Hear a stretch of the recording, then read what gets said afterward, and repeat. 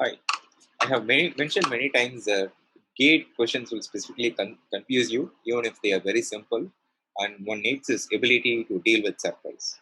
I think this question is a very nice illustration of what I mean by gate will confuse you, and you should be prepared to deal with surprise. Okay? This is a question from Gate BM 2021, and it's a 2 mark aptitude question. Okay? It's actually a very simple question, but framed in such a way that it will certainly confuse the student who is giving the exam. If you have seen this question, okay, still I'm going to contrast this with alternative ways of framing this. Or if you are seeing the question for the first time, try to make sense out of it. Okay, it's likely to confuse you, but that is fine. I'll rephrase this question in a couple of other ways that will actually show that it's a very, very simple question. So the point is, you see how simple the question is, but how complicated it's phrased, so that you get used to how Gate phrases the question. Fine? Okay. I suppose you have read the question, and either you have noticed the confusion in your earlier reading, or if this is your first reading, I think you have noticed it's somewhat a tricky question. Okay. Now I am going to ask a series of questions. Okay. First, so we have an equilateral triangle. Okay, of side L. Okay. Can you find area? Can can you find area? It's a very, very simple question, right? It's a triangle, equilateral triangle, side L is given. You can find the area. Yes, it's very simple. Okay. How about I ask a different question? Okay. Find LCM of 4, 6, and 8. 4, 6, and 8 are three, small numbers. Finding their LCM is very, very easy, right? You could also solve this question, I suppose, right? It's again a very simple question. Now, can we combine these two questions and frame another simple question? Yes, right? Now, equilateral triangle, okay, of side L is LCM of 468. That is, there is a triangle of side L, which is LCM of 468. Now, find area, right? Because notice this is also a combination of two simple subparts. It's very, very easy to solve, right? Can you solve this question? I suppose the answer is yes. And this also is simple. But interestingly, this question is what is framed in this text over here. Okay. This is very, very simple, very, very evident, very, very straightforward when you read it. But when you read this text, it's not at all straightforward. And this is a typical way Gate will frame hard looking questions. Many simple questions, concepts, they will take them and frame it in a way such that the student gets confused during the exam. So learn this difference. Notice more and more questions like this. And in the process, you develop this ability to deal with surprise. And for the rest of this video, I have just given the solution for this question, just in case any of you are like trying to solve this. Okay, I'll see you with more videos. Goodbye.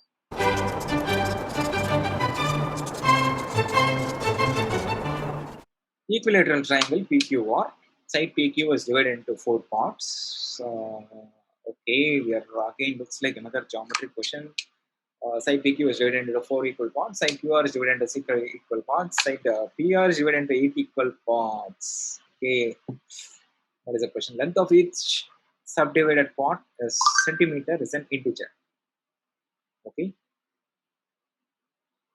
Okay. So let's draw the equilateral triangle. So I find it easier to visualize, with so many details. We have an equilateral triangle. It says, let's also label this PQR. PQ is divided into 4 equal parts. Okay, 4 equal parts. Then QR is divided into 6 equal parts. Okay, 6 equal parts. And then PR is divided into 8 equal parts. Okay, we'll do that. PR is divided into 8 equal parts. And it says length of each subdivided part in centimeter is an integer. So this is an integer, this is an integer, this is an integer. Right? So interestingly, uh, okay, all the small chunks. So the small chunk is an integer, the small chunk is an integer, and of course this chunk is an integer. Minimum area of the triangle PQ possible. Okay, so this is where the bulb goes. So they say all these chunks are integers. That means the side is a multiple of 8.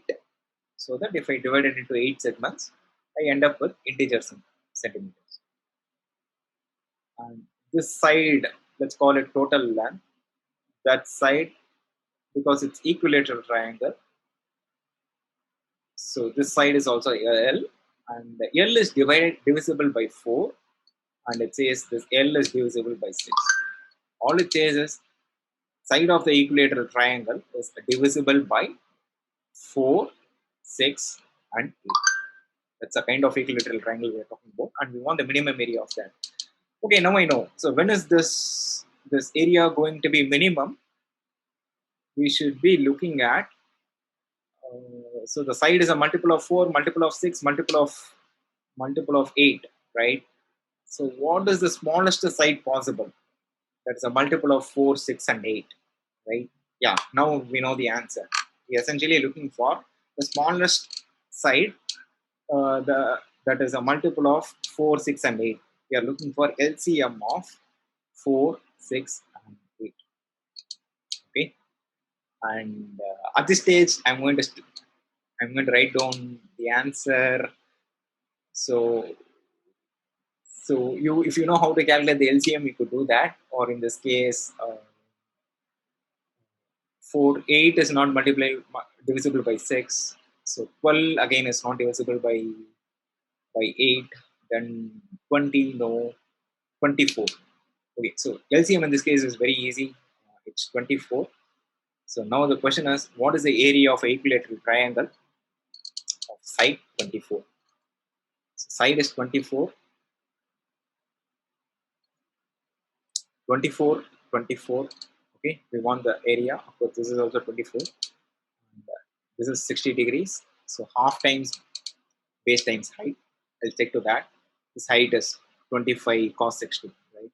So half times base is 24 times height is 24 cos 60. It is root 3 by 2. So find out what this is. So this is 12. And again, this is 12. So 12 times 12 times root 3. That is 144. Option B. Another simple. Yeah, question on LCM. You have to convert the text into. You have to actually realize what they are asking for. That is, they are describing a triangle. The question essentially wants you to calculate the length of the triangle by finding LCM of 468. Once you know the length, find the area by using, whichever may, whether you remember the formula or just use some simple base height thing to get the answer. Okay, very nice question. Great. So we are done with the 10 questions from the aptitude part of KPM 2021. Now I'll start with the other questions in sequence. Okay? So try the questions ahead of me, try to solve them, try to find related questions, related concepts, see where those questions showed up from the syllabus, and then try to find good references for those questions, and then try to solve them ahead of me. If you get stuck, the best way to get unstuck is to follow what I am doing. And I think that's the most efficient way in which you could learn. Wish you all good luck, and I will see you with more videos.